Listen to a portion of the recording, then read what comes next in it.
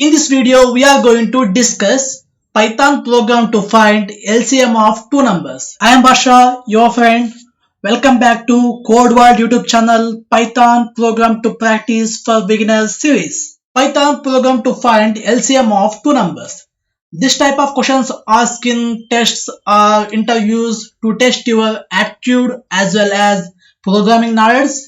I think we studied about this LCM in our school days, right? So first, what is LCM? LCM stands for least common multiple or lowest common multiple. So LCM of two integers a and b is the smallest positive integer that is divisible by both a and b. Let me explain with this with an example.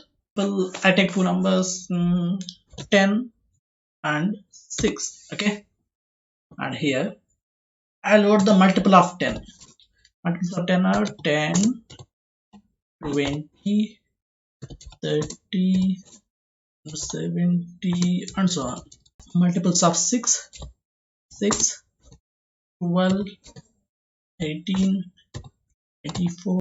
Now common multiples among them are 30, right? 30 is common here also. So 30 and 60 and so on. So LCM, that is least common multiple. Common multiples least value is 30. So this is LCM, least common multiple. Here I explain Python program to find LCM of two numbers in two methods. First method is based on this concept. This concept we discussed now, right? So see here the first method. So first I'll take a function def. My function name is LCM. Accept two numbers, number 1 and number 2.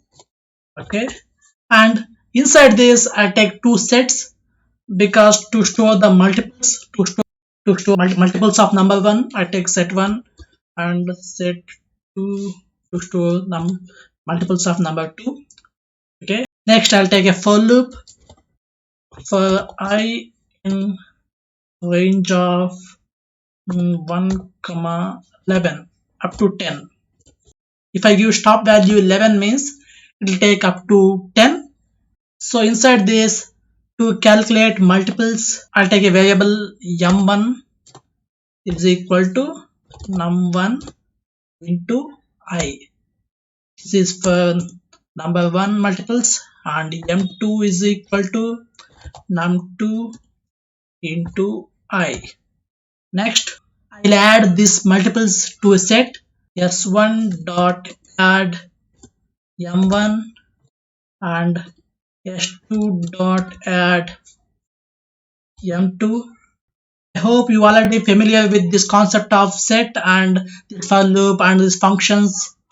If you don't know about this, I'll give link of all these videos in description below and above icon. So if you don't know, please watch the videos to understand the concepts clearly. Next, after completing all the iterations, the multiples of number 1 and number 2 are stored in the set 1 and set 2. So I'll show you the set 1 and set 2 for you. So print set 2. So I run my code. First we have to call this function, right? So I'll call LCM, this function with the numbers 10, 6. Okay, I run my code. See here, these are the multiples, but these are printed in random because set is unordered, right? Set is unordered collection, so these are printed in random. Next, we have to find the common multiples, right? So to find common multiples, I use intersection here. So if you perform intersection between two sets, it will give only common elements. I take variable cm for common multiples and s1 dot intersection s2. So now I'll print cm common multiples, print cm. I run my code. See here, 60, 30. These two are common multiples in the range of 10, 1 to 10. In this range, these two are common multiples. So I think you already understood how to find LCM now. If you take minimum of the CM, this common multiples, then you will get least common multiple, LCM. That's it. So see here, now I take minimum of this common multiples. So point min of CM. I'll give a prompt here. LCM of number 1 and number 2 is min of common multiples, CM. Now I run my code. See here, LCM of 10 and 6 is 30. We can reduce the number of lines of this code like this. See here, I'll remove this variable and I take S1 intersection S2 here. Without taking any variable, simply I give here. Okay, and here without taking the multiples m1 and m2, this num1 into I here, the place of m1, and num2 into I here. Like this we can reduce number of lines. And I run this code. See here, no, same output, LCM of 10 and 6 is 30, but this method is not efficient method. For example, if I take LCM of 10 and 200, see here, this give value error because there is no common element between 10 and 200 in this range of 1 to 10. So to get common elements between 10 and 200, we have to increase this range. For example, here I take 50. Then if I run this code, then we get LCM of 10 and 200 is 200. So numbers based on inputs, we have to change our range. So this is not efficient way. So I'll tell you the second method to find LCM of two numbers. If you like my work, could you please take a moment to like this video and comment your opinion on this video in the comment section below, and subscribe to our Code World YouTube channel and turn on the notifications, because that will motivate me to make more videos like this. Now method 2, Python program to find LCM of two numbers. Method 2. In this method, I'll explain in a notepad. Okay, I take two numbers, right, as usually. I take same numbers, number 1 and number 2. In this case, we don't find any multiples, any common multiples. We directly find LCM. See this method, listen carefully.